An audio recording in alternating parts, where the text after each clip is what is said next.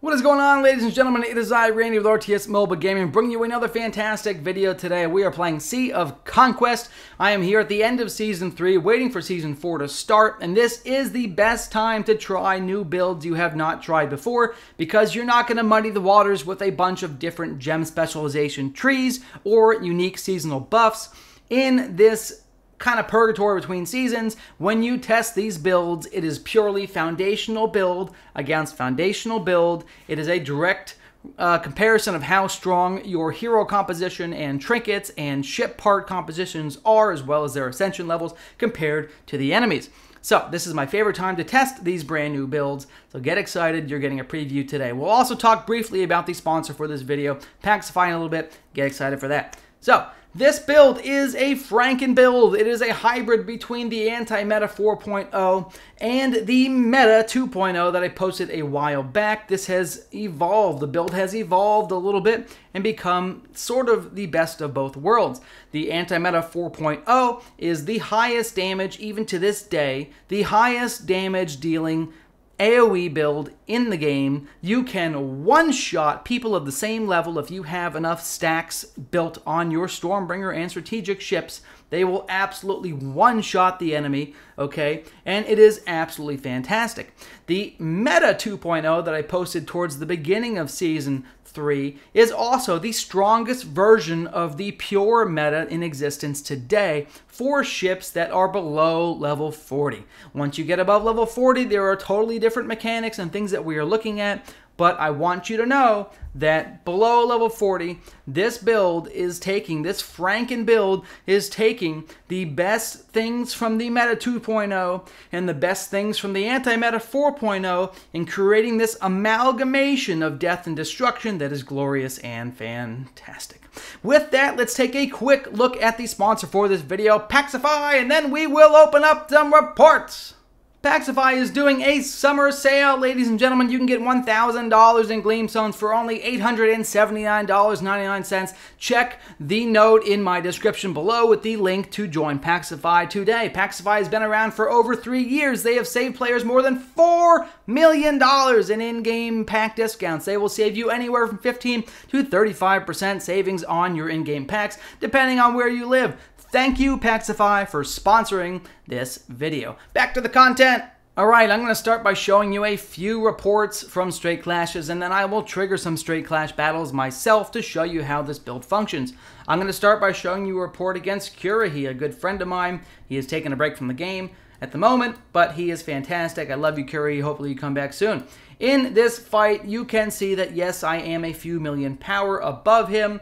Okay, so this is not quite apples to apples, but I'm doing my best to give you some comparable reports. He is also running the meta. He also has 3 of his navigators in place compared to my 5. So he is a strong ship. He's got a few heroes at the 10, 8, 9, 10 star ranking, so he is very strong. And this overall is a solid build that I was running to make some videos for you back in Season 2.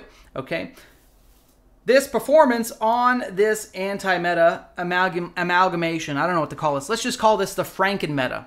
We'll call this the Franken-Meta. It has now been dubbed Franken-Meta. The Franken-Meta build here still is going to lend itself to doing top damage with your Adeline cannon that you see in the Anti-Meta 4.0. It still has Onimusha on the Adeline ship. You're going to be triggering a disgusting amount of wounded debuffs on the enemy. You'll be triggering a ton of bonus critical chance on the enemy, bonus damage, and overall the Stormbringer is going to generate an incredible amount of rage. What we've done here is we have put Barnacle in the captain's seat to trigger more rage, even more rage for Adeline. He is not going to give quite as much rage for Adeline as Bones was going to do with his rage buff, but he's going to provide a nice balance. He's still going to do a little bit of damage. He's going to provide some taking on water debuffs. He's going to boost Adeline's rage regeneration and her damage by a little bit. Not quite at Bones' level, again, but not too far off. So this is a good balance. It's going to take down Adeline's overall performance a smidge, but it's going to allow me to put Bones on a different ship. And Adeline is still the top damage dealer in most fights for this build because she is still an absolute cannon. When you pair her with Onimusha, their combination is absolutely disgusting to watch, okay? Next, we have the strategic damage dealer doing crazy damage as well. As you know, Griffin is an absolute cannon. He is one of my favorite heroes in the game. We called him out in Season 1 as one of the best heroes in the game, and I got a lot of shit for that, but he is fantastic, okay? And in the third place damage ranking here, we do have a cutthroat damage build with Kojo on the ship. Yes, Onimusha is amazing. Yes, Onimusha would give more benefit than Kojo for this overall build, but Kojo is pretty strong on a build that has very, very high crit and crazy high crit damage. The amount of healing that Kojo is doing is very small in comparison. So overall, I can get the best of both worlds by leaving Onimusha with Adeline, because she is the biggest damage dealer in this build, and I really want to ramp up her damage, okay? And I can still get great performance on the Warhammer from this combo. So, as you are seeing here, shredded my good buddy here, Kurahi. No contest whatsoever. Really fantastic. And by the way, Tanaka also doing fantastic damage by himself with Wanda and Cordelia on the support ship, because Tanaka is a monster by himself. So you're getting amazing damage from 4 ships, okay? It's absolutely fantastic. Here against my good buddy Itu, she just hit 40, so her 5th ship is not leveled up yet. It's not fully set up, but I'm just showing you, because she just attacked me in Straits a minute ago, I'm just showing you the power of the build, okay? She is using the Anti-Meta 4.0 for her first 5 ships. And we'll be talking about the 6th ship in a different video, but she is using Anti-Meta 4.0 for her first 5 ships. As you can see here, you go back to my Anti-Meta 4.0 build, this is what she's got. The difference is she's using Letitia Miller and Ricky, which are both upgrades to the build. They're both fantastic heroes, but she is going to be suffering from the downfalls that do affect the Anti-Meta 4.0 build in the 1 versus 1 scenario. If we are in a team fight, she will probably continue to outdamage me, because her Adeline will be getting even more rage generation than mine is, and Adeline is the biggest damage dealer for the Anti-Meta 4.0 build. But in this particular video, even though she was able to kill my Anti-Meta and strategic ships, my Cutthroat ship was still alive, as was Tanaka, able to just crank out disgusting amounts of damage and healing. Look at Cordelia's healing. Do you guys see this? She did 28 and a half, almost 28, yeah, just under. She did about 28 million healing. Wanda did 1 million. This is insane, okay? And it looks like the Cutthroat ship was alive to the bitter end, because it pumped out disgusting amounts of damage, and it looks like it pretty much killed everybody. So let's take a look at this actual video, and then we'll do a straight clash fight itself, and then I'll open up the build itself and walk you through in very great detail every individual thing that is in the build that we're testing, okay?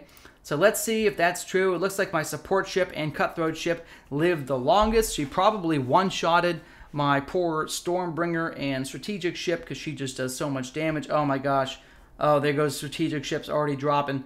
Oh, God. Oh, God. Oh, I'm still got a couple ships alive. We're still living. She's ahead on damage. Oh, God. There goes the Stormbringer. The Stormbringer is down. Ladies and gentlemen, the healing ship is still rocking and rolling. Strategic ship on the top there. It is going down. Oh, no. Oh, no. I'm still alive. We're still alive. This is such a great comeback. The strategic ship is down. Now it is literally just the Warhammer and the healer. We are here attempting to live today. We are pumping out disgusting amounts of damage. But the healing is also on point. Like, look at this build perform. The amount of healing, 335,000 healing ticks. It is just disgustingly crazy. I was able to live for this long against this many ships with the sustain and crazy damage that came from this setup. So that is how that fight unfolded. In the next report, I will attack another level 40. He has been 40 for a while. This dude is a Kraken. He's got all the heroes pretty much at 12 stars. He's got a few that aren't, but if you look at this dude's setup, he is wicked as far as overall fleet power. So we'll see if I win this or not. Let's talk about his build really quick. He is running a pure Cutthroat build. Running a pure Cutthroat build. He is running a more healing-focused Adeline Stormbringer setup. So you'll see Adeline doing good damage, but she won't be getting all the bonuses from Onimusha. Okay, he is running a powerful artillery setup. He's running a, I mean, they're all maxed out, and his 5th ship is running a Lester, Tanaka, and Wanda combo. So he is going for 5 damage ships. There's no ship here that is a dedicated support ship. He's got 2 ships that do have a support hero on them, but he's going for maximum damage. We'll see if I'm able to overcome this. We'll see what happens. I don't know. There is a 9 million power difference here. I don't know what's going to happen, but let's do it live on the stream for you today. Okay, and as we see here, my Stormbringer's already getting peppered. Oh, God. I hope I can get an ultimate off. Oh, I already dropped one of his ships. There goes the Cutthroat. Oh, I dropped the 2nd ship. It's about to go down. The 2nd ship is down. We can win this fight, ladies and gentlemen. We're so close to the W. Oh, my God. We're going to win the fight. We're going to win the fight. We're going to win it. Oh, I'm going to lose it. I'm going to lose. I'm losing. It was so close. Oh. All right. And that's the video. That was a close one. We almost won that fight, guys. This build is so strong. That's what I'm trying to tell you, okay? This build is disgusting. It does crazy, crazy damage. You can see here, okay, disgusting amounts of damage coming. Unfortunately, my poor Stormbringer died right off the bat. It's very squishy. I am running, I'll show you the set I'm running on in a minute. It's a very high damage set. I'm running Fury on that ship, which means I'm not running any crit resistance or really any tankiness at all. All right, so that is one downfall of this particular build that I'm testing, but I can switch up the gear and put Sovereign on all these ships or Yamato, whatever I want, and make it a little bit tankier. Let's go to the build itself. Now you've seen some performance. You've seen how it does. It does pretty good. In general, we're running the same 4-piece Sacred Guardian ship set on the flagship. We have the Ahab, Delilah, Magnus with high aggro trinkets. We have Lulu on here. Not really a big deal. Depends on what heroes you got. Purple's fine, but if you got a gold hero to stick in here, go for it. Okay. For the Navigator trinket, you're only getting 30% of the statistics from the trinket and none of the special bonuses. So really, whatever trinket you have, that's a decent level. This is level 60. It's gold. It gives good stats. I'm only getting a third of it, a little bit less than a third. So this is what I'm rocking with today. Okay, the higher agility and dexterity are going to give me a little bit more armor on this ship with a good amount of constitution. For the support ship, the Crimson Sentinel, this is the Cordelia Tanaka Wanda ship. This is going to do great damage with Tanaka by himself with his sword. I could boost the healing a tiny bit by switching from an attack trinket to Wanda's healing trinket, because this is a different multiplier than the attack multiplier, so this would be a little bit more effective. However, I have decided that I want to boost Tanaka's damage a little bit more, so instead of running 2 healing trinkets, I'm running the Spyglass on Wanda to give Tanaka more attack, okay? That is going to help him, again, like I said, pump out more damage, and it's not going to be a big drop in healing, because the attack is still going to affect the healing. It's just not going to be quite as good as Wanda's trinket. I'm trading off some damage. For the +1, I have Sharky in here. I have a high-level trinket with him, Constitution and Strength here. But again, it's really whatever trinket you have that's a higher level with good Ascension and good stats, put it in here. This is going to be a tanky ship, okay?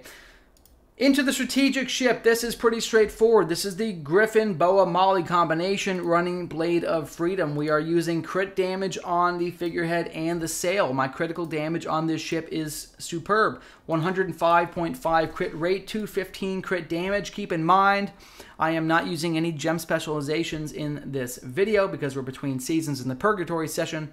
As you can see here, I don't have crit resistance because all my crit resistance came from my gems. I had 8 crit resistance gems in before, so I was getting a little bit over 40-45% crit resistance from my gems, allowing me to break the 50% mark on most of my ships. Therefore, without the gems, I lose the crit resistance. And again, I could take off this crit damage figurehead and put on critical resistance if I wanted to. I'm just testing a high damage version of this build, but as you already know, as soon as I post this video, I will immediately change my build completely with totally different ship parts and test something very different to see if it's more effective with different settings, because you know how I am with theory crafting.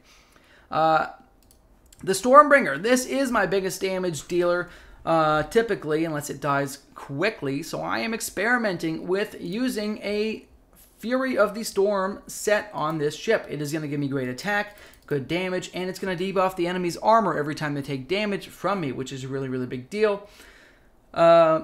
This is interesting. I will probably switch this to Sovereign because this ship is dying too fast, and I will probably switch this to Sovereign. I may even switch this to 2-piece Sovereign, 2-piece Yamada. I might switch it to 4-piece Yamada with a crit damage figurehead. I haven't decided what I'm going to do yet, but I have seen this ship die repeatedly over and over, first in fight when I'm running the Fury set on this ship. And once I get stacks, this is the highest damage ship. It's going to blow way past my Warhammer or my Fearless Princess damage output. So I just needed to live long enough to get Adeline stacks. I needed to live 24 to 30 seconds to max out the damage, and then she starts one-shotting people. That's what I need. This is more of a team fight build, again, that's been tweaked and customized into a Franken-Meta setup to give you a good combination of single target killing and AoE murders. Trinkets. We have 2 crit trinkets on here. We have the Barnacle with Bones' crit trinket. We have Onimusha. This is not even maxed out. We have Onimusha. He does have a maxed out trinket. We have Adeline running the Bloodfang. This is also a maxed out trinket. Bloodfang is really, really great. But I did mess around with a Spyglass, and I found her performance didn't drop a lot. I wasn't upset about the Spyglass, but this trinket did do a little bit better. It is going to boost her damage a little bit more than the Spyglass, so I'd recommend it. However, on the Anti-Meta 1.0 build, when you're using Bones and Onimusha together on one ship with Adeline, I did like the Spyglass performance because it boosted their damage and Adeline's damage, and it didn't drop her damage very much compared to the Bloodfang. So I did more to come. That is a theory that I'm still testing and looking at. Some things we're checking out here, and we'll go from there. Okay. And finally, I have taken off the artillery ship here. Artillery is my favorite build. It's going to come back. I just, for this video, to show you guys a better Franken-Meta amalgamation, I have taken the artillery ship off, and it broke my heart to do that. I have been saddened. But here we do have the Warhammer, ladies and gentlemen, and the Warhammer is rocking and rolling with the cost of strength. And by the way, we're at about 16 minutes or so. Go ahead and post in the comments, 16 minutes, Randy, we're here for 16. I want to know it. I love you. The cost of strength is a great ultimate. Also, I do like Tricks of the Trade because that is going to duplicate your highest damage cutthroat skill and keep triggering it for the rest of the fight. But cost of strength is really interesting because this is going to dramatically penetrate the enemy's armor. This is going to stack with the armor penetration that comes from the Stormbringer running the Fury of the Storm set. So I can reduce the armor by 25%, a percentage, based on Fury of the Storm gear set, okay, to 25% here. In addition, I can reduce the armor on this ship by about 2,642. So I can reduce the enemy's armor dramatically by taking this, did I say that wrong? 2636. 2636 is how much. I remember the actual armor penetration flat rate. So 2636 armor penetration on an enemy ship plus a 25% armor penetration on the enemy ship. You're going to see whoever the Warhammer is targeting with the cutthroat skills really, really punching deep into their face. And Kojo is really interesting on this ship because he is going to focus fire a target who is lower HP. Okay, this is really interesting to me. Since you're hitting a target that is going to have lower armor and you're focus firing a target with low HP, having Kojo and Luna together really gives a lot of great synergy, which is why the meta build is so strong in seasons 1, 2, and 3, and onwards. They give great synergy, and Onimusha, I think, it doesn't have to be on a specific ship to give that ship great bonuses. As we've seen, he is a rock star when he's added to the strategic ship. He's also a rock star when he's added to the Stormbringer with Adeline, okay? Because he provides so much bonus damage and crit for those ships that they really, really are able to shine. And you can still lean in to this familiar synergy you have from seasons 1 and 2 with the Kojo Luna combination. Again, Luna's ultimate is going to be applying the targeted debuff, increasing that ship's aggro, okay, which is going to funnel more basic attacks towards that ship in general.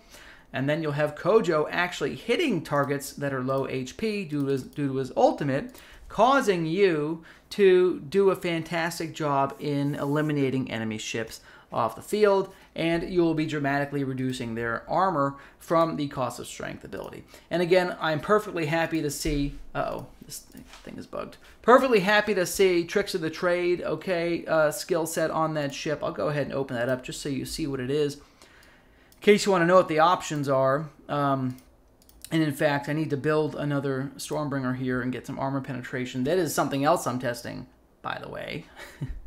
What happens when you're running armor penetration on 3 ships and you just shred somebody's armor into non-existence? That is something we'll be exploring soon.